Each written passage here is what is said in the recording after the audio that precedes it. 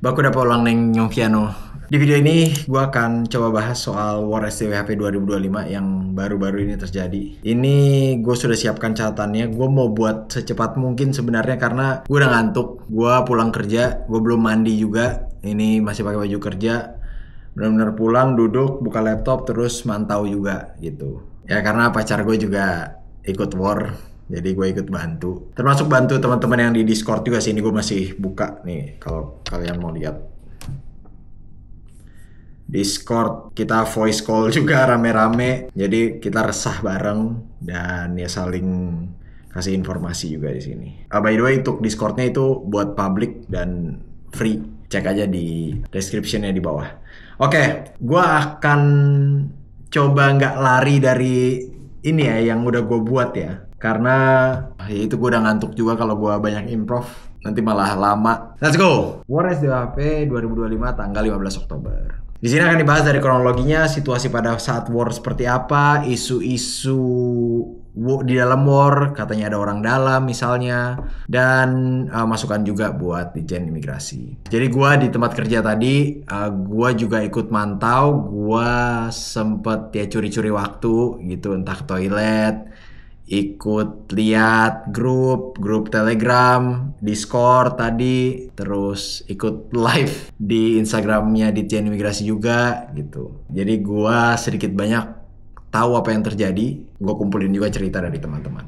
Oke, sebelum war ini gua sempet melakukan voice call di Discord ke beberapa teman-teman dan gue sampaikan concern gue di situ. Beberapa di antaranya ini gue lihat dari yang tahun sebelumnya ya, war tahun sebelumnya tahun 2024. Kenapa gue nggak bandingkan dengan war tahun gue war tahun 2023 by the way.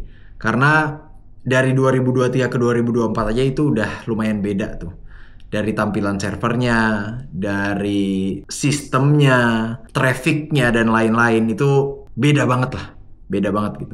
Bahkan persyaratannya aja ada bedanya gitu. Zaman gue dulu ada SKCK. Sekarang kan udah gak ada, 2024 kemarin juga gak ada. Makanya gue coba cari info dari War 2024 yang paling relevan. Dan info yang gue dapet adalah concernnya ini ya, pertama nggak tepat waktu. Yang 2024 kemarin ya harusnya jam 9, jadinya jam 9 lewat. Terus servernya sulit diakses. Artinya webnya ini kurang memadai. Itu concern lainnya. Kemudian ada isu soal transparansi, ada isu orang dalam dan sebagainya. Nah, karena masalah-masalah ini terjadi tahun 2024 dan di tahun-tahun sebelumnya, gue harus apresiasi di Ditjen Imigrasi itu ada perkembangan tuh dari webnya dan sebagainya. Belum memuaskan, tapi ada perkembangan. Nah, harapan gue di tahun 2025 ini akan menjawab concern-concern ini di tahun 2024, tahun sebelumnya. Iya, gue sih pesimis ya kalau misalnya bakalan lancar gitu, kayak jalan tol, enggak. Tapi gue punya ekspektasi itu, bahwa tahun ini mereka akan lebih siap, sistemnya lebih baik dan sebagainya. Ternyata saya salah. Karena yang terjadi ya kurang lebih sama kayak tahun lalu, dan bahkan yang ini lebih parah. Jadi beberapa menit sebelum jam 9 itu Ditjen Imigrasi melakukan live melalui akun Instagramnya. Isi live-nya itu kira-kira seremonial pembukaan SDWHV yang dihadiri petinggi Ditjen Imigrasi. Kemudian di situ ada layar raksasa yang menampilkan data server. Ini data server mengenai sdwhv.imigrasi.go.id alias web yang dipakai untuk war, situsnya. Kemudian disampaikan dalam live ini kira-kira akan makan waktu 24 jam. Ini MC ya yang nyampein ya. MC-nya bilang ini akan makan waktu 24 jam. Kemudian ini dibuat untuk transparansi. Saking transparansinya tombol mengajukan permohonan juga transparan.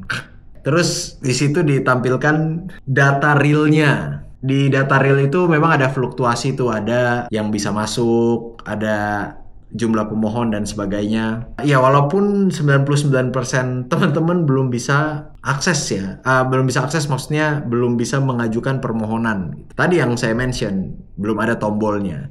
Jadi gambaran aja sedikit. Di awal itu di landing page-nya untuk bisa ikut war dan isi berkas, isi dokumen, upload ya maksudnya. Upload berkas, upload dokumen. Itu biasanya kita harus klik entah ajukan permohonan, biasanya sih tulisannya itu ya, ajukan permohonan, baru kita bisa masuk tuh ke dalam, baru ke tahap-tahap selanjutnya, verifikasi, baru SDWHP-nya keluar. Nah ini tombol mengajukan permohonannya itu nggak ada gitu. Itu kata mayoritas teman-teman. Ada beberapa kejanggalan juga dalam live itu. Jadi data yang ditampilkan itu kan jumlah pemohon, isi formulir, ada proses validasi juga, ada SDWHV terbit, ada tidak lulus gitu. Kejanggalannya apa? Ya ini cukup aneh karena tidak banyak perubahan tuh. Total jumlah pemohon dan sebagainya itu totalnya mungkin cuma 200 tuh, dan selama 1,5 jam ya nggak berubah tuh, gitu-gitu aja tuh. Ada perubahan tapi nggak masif lah. Ini sangat kontras dengan masifnya pendaftar. Pendaftarnya kan sampai kalau nggak salah ya 20 sampai 30 ribu user. Bahkan di situ ada data juga 1.400.000 tab yang dibuka. Jadi kayaknya nggak mungkin ya kalau misalnya yang berhasil masuk atau yang mengajukan permohonan jumlahnya cuma 200 doang gitu. Kemudian ada hal lain yang gue notice dari live itu, ada banyak pertanyaan elementer yang dikemukakan oleh para petinggi yang hadir tuh. Artinya mereka juga sebenarnya nggak terlalu memahami step-step SDWHV. Tapi buat gue sih ini wajar ya. Ini wajar karena ya kerjaan mereka kan nggak cuma SDWHV ya gitu. Ada banyak gitu. Tapi ini juga memunculkan hipotesa nih. Gue punya hipotesa. Jadi gini, dari semua kekeosan ini itu kan muncul kecurigaan. Ini baru soal live-nya aja ya. Muncul kecurigaan bahwa ada orang dalam yang ujungnya pada marah gitu. Dan kemarahannya itu diarahkan sama, ya itu tadi mungkin Ditjen Imigrasi secara keseluruhan, diarahkan ke MC acaranya, diarahkan ke admin yang namanya nggak sengaja ke-spill di live tuh. Itu sangat-sangat unprepared kayaknya ya.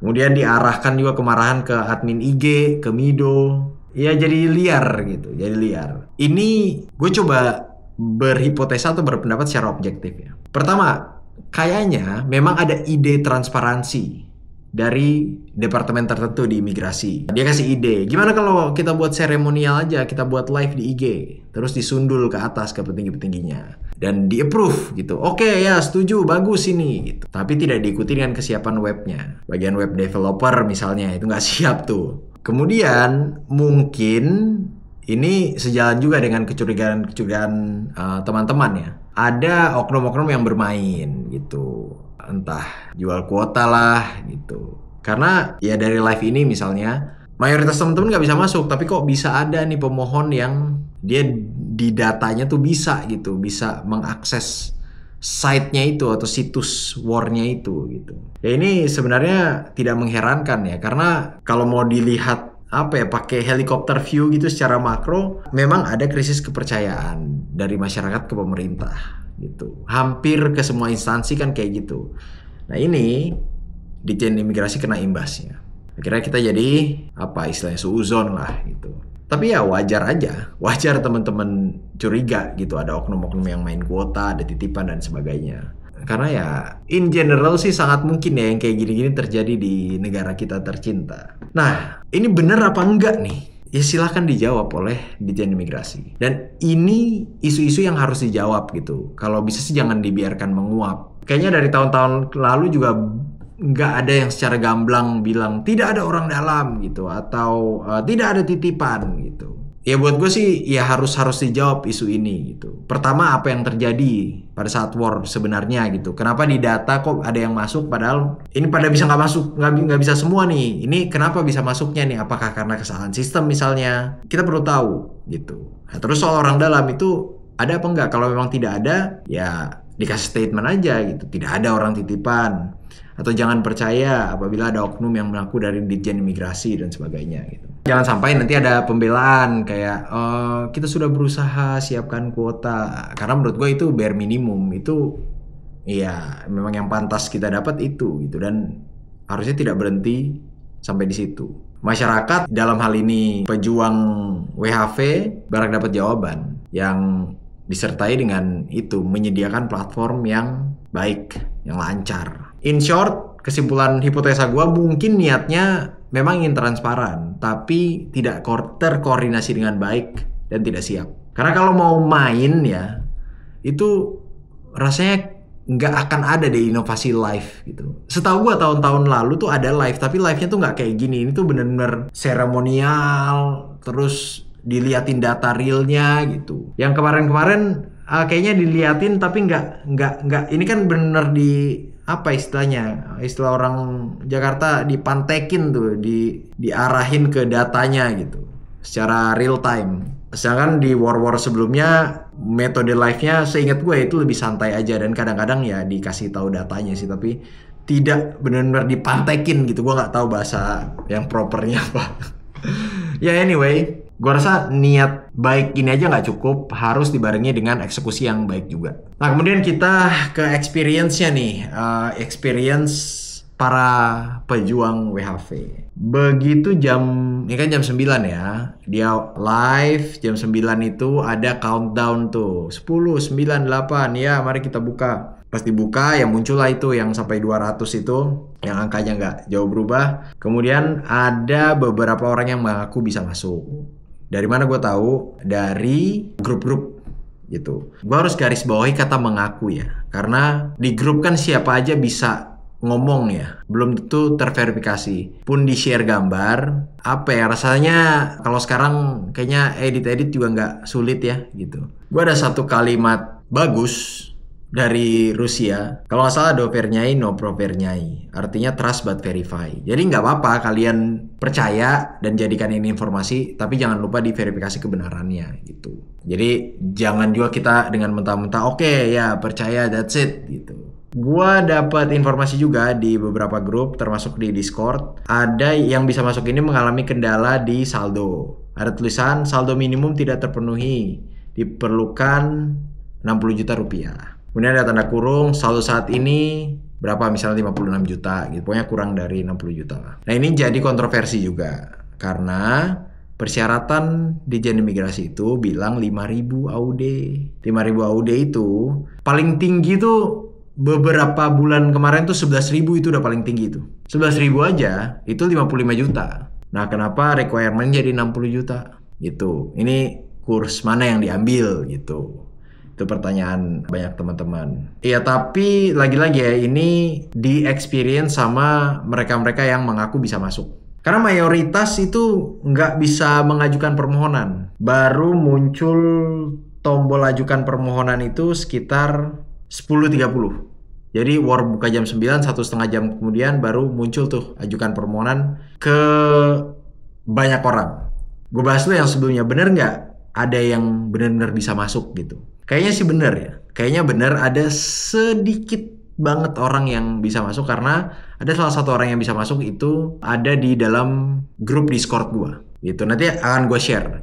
Dia juga nge-share tips-tipsnya kenapa dia bisa masuk gitu. Nanti akan gue coba share. Tapi ada juga yang debunk bahwa oh ini orang ngaku-ngaku doang nih, ada kepentingan mau nipu misalnya gitu, biar orang ngechat dia terus dia bilang sini saya bantu bayar sekian gitu. Ada. Itu dia, makanya istilah trust but verify tadi cukup penting. Nah, harusnya lega dong, udah muncul ajukan permohonan. Bisa nih, pas diklik hampir semuanya terlog out. Jadi harus login lagi. Nah pas login ini error tuh. Sangat banyak yang nggak bisa login lagi. Banyak kendalanya, entah tadi error, entah email atau kata sandi tidak sesuai. Padahal ya udah bener gitu yang dipakai buat login. Terus ada muncul verifikasi email. Begitu diklik verifikasi emailnya tidak dapat email apa-apa dari Gmailnya atau Yahoo Mail, yang pakai Yahoo Mail. Kayaknya Gmail sih ya kebanyakan. Terus ada juga isi captcha terus menerus sampai capek. Terus ya itu sih error. Ada yang sempat sharing di Discord, kemungkinan yang bersangkutan ini mengerti IT ya, bahwa back-end-nya itu di otak-atik back-end website-nya. Jadi gua sempat cari tahu juga soal ini, bahwa di website itu gampangnya itu ada back-end sama front-end. Front-end itu yang kalian lihat tuh, yang di-capture sama orang-orang, yang landing page-nya nggak bisa login, nggak ada tombol mengajukan permohonan dan sebagainya. Itu front end-nya yang terlihat gitu. Nah back end-nya tuh yang di belakang itu sistemnya, mungkin bagaimana codingnya, datanya dan sebagainya. Nah ini katanya begitu di enkripsi sama beliau, ini lagi diotak-atik nih back end-nya gitu. Cukup concerning juga karena webnya sudah running tapi masih diotak-atik gitu. Artinya persiapannya kan kurang matang ya gitu. Mau tidak mau itu harus diakui. Nah, di tengah kekacauan ini ada postingan imigrasi tiba-tiba. Postingannya adalah yaitu ada yang lolos. Jadi ada yang memposting di akun Instagram pribadinya, dia lolos dan dapat SDWHV, di-mention di Ditjen Imigrasi, di-repost lah itu sama Ditjen Imigrasi.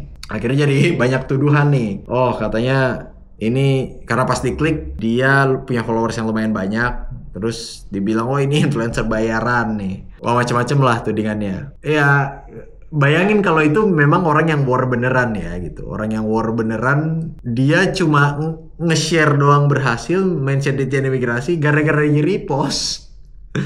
Jadi diserang gitu. Karena ya itu dikiranya influencer bayaran, orang dalam dan sebagainya. Lagian menurut gua kayaknya kurang tepat ya posting di momen ini gitu, di saat yang lain huru-hara, struggle, pusing, stres gitu. Tapi ya lagi-lagi balik ke yang tidak terkoordinir tadi ya. Kayaknya admin IG juga ya cuma terima briefing aja udah. Mungkin briefingnya kalau ada yang berhasil post gitu atau repost. Ya kayaknya nggak benar-benar ngerti juga soal sistem gitu atau di lapangannya nih seperti apa gitu. Ya meskipun begitu, apabila Mido atau admin IG jadi saran kecewaan ya menurut gue wajar aja. Karena ya para pejuang ini mau mengungkapkan di mana lagi gitu ya, pasti ya di IG Ditjen Imigrasi itu. Dan itu juga mereka lakukan sedikit banyak kan agar diperhatikan ya. Entah diperhatikan petinggi, entah diperhatikan eksekutif, Pak Presiden atau Pak Wapres mungkin gitu. Nah kemudian ada perkembangan lagi. Akhirnya mulai bertambah orang yang bisa login, tapi nggak bisa ajukan permohonan. Ada tulisannya tidak bisa melanjutkan permohonan. Walaupun yang stuck itu masih banyak banget ya, stuck di login banyak banget. Dan di page-nya itu ada tulisan 80 per 5.500 kuota terisi. Anehnya ini tidak berkembang nih. Dari jam 10.30-an sampai selesai tadi jam berapa ya? Benar-benar selesai itu 15.30. Nggak berkembang tuh. Kenapa gue bilang 15.30 selesai? Sebenarnya sampai video ini dibuat itu belum ada kejelasan ya. Belum ada pengumuman resmi gitu. Ini gimana nih? Ditutup, ditunda kah apa? Udah habis kuotanya apa gimana? Belum ada kejelasan. Tapi jam 15.30 ini tombol login-nya hilang. Gue anggap diselesaikan war-nya gitu ya. Udah nggak bisa login.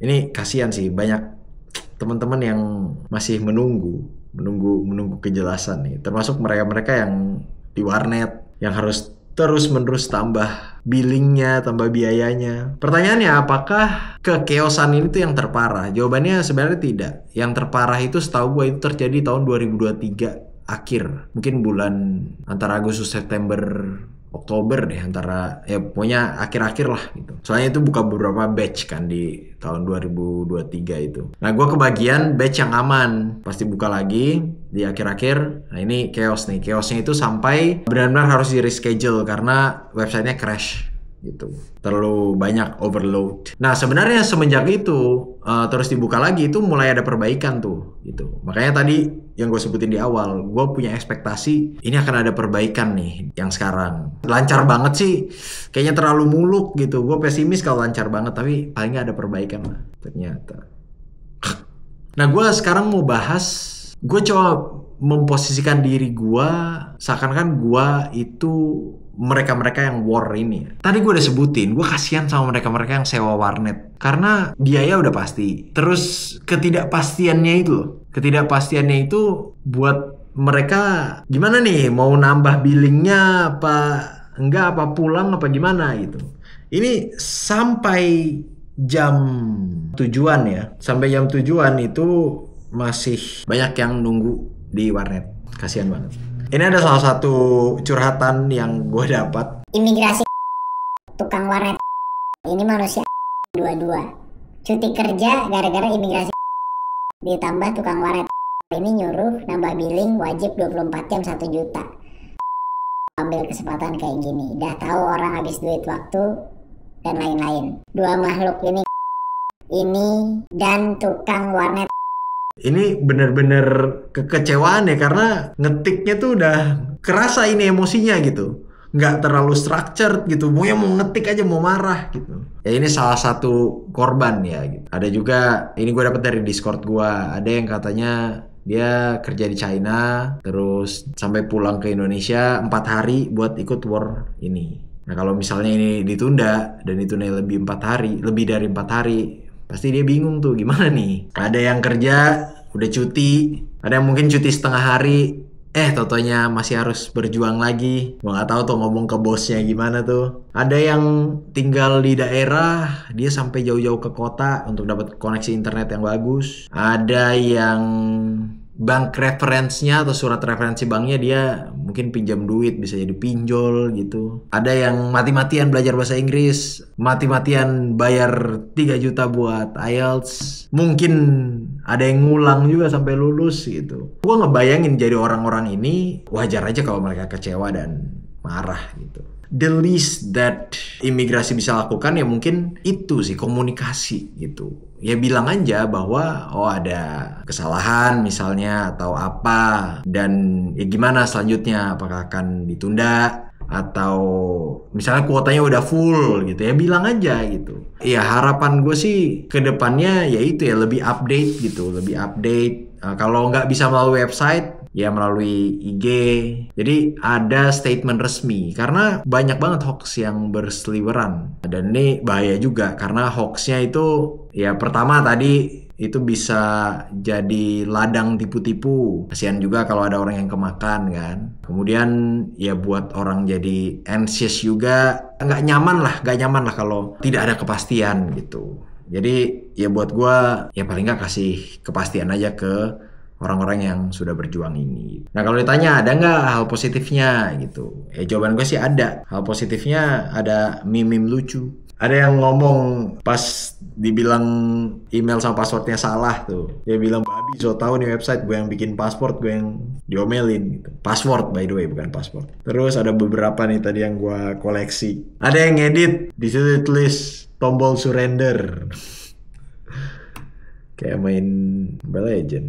Ada yang ngedit gambar mbak-mbaknya, kan di page di awalnya itu ada 3 mbak-mbak yang happy gitu kan, kayak diedit jadi sedih aja mukanya.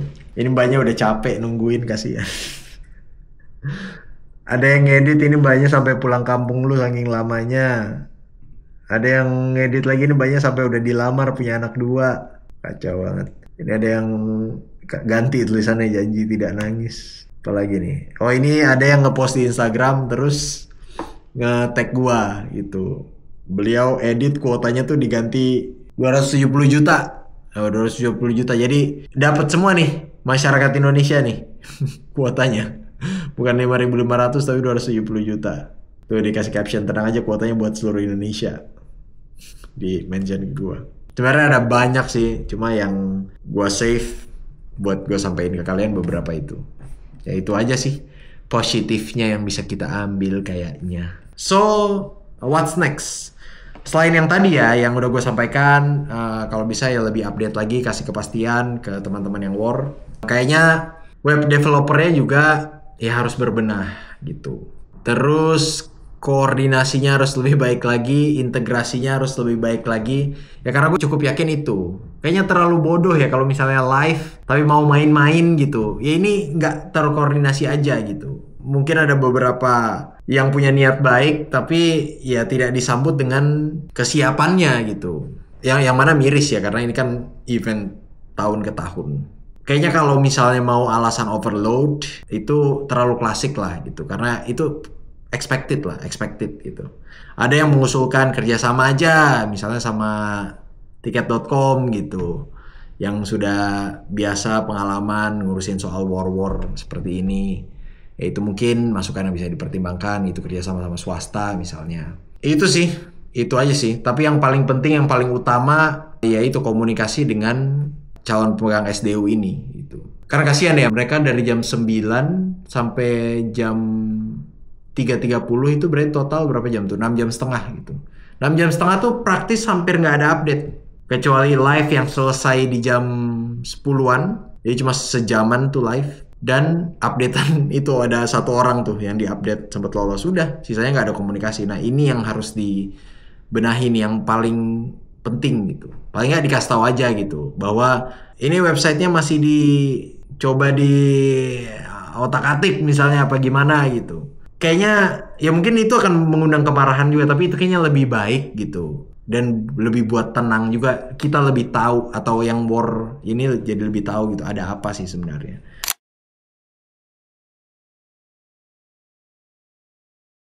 Ya itu aja dari gua. Kayaknya udah kelamaan. Di sini sudah jam 11:30, saya mau tidur dulu. Kalau ada yang mau ditambahin, mungkin bisa komen di bawah. Terakhir aja dari gua, kayaknya sih ini bakalan di reschedule ya, kayaknya ya. Atau dibuka batch baru. Karena ya itu dari grup, Telegram, dari Discord, banyak yang mengeluhkan tidak dapat dan sebagainya. Nggak bisa akses bahkan. Buat teman-teman yang mau join Discord, silahkan join Discord aja. Di Discord itu juga ada channel khusus member, yang mana untuk dapat channel khusus member itu dia terintegrasi sama YouTube. Jadi kalau kalian join YouTube membership, kalian bisa akses Discord khusus member. Di YouTube membership gua itu ada video-video, beberapa sudah diupload dan lumayan seru video-videonya. Kebanyakan sih gua nggak bisa sampein di publik, ya tapi bisa gue sampein di situ lah gitu. Dan gue sempat ngadain live stream juga, dan beberapa kali nanti akan ada live stream khusus member. Cuma 10.000 doang per bulan, tidak mahal, dan manfaat atau benefit yang kalian dapat jauh lebih dari itu harusnya. Itu aja kalau gitu. See you next video, ya. Bye.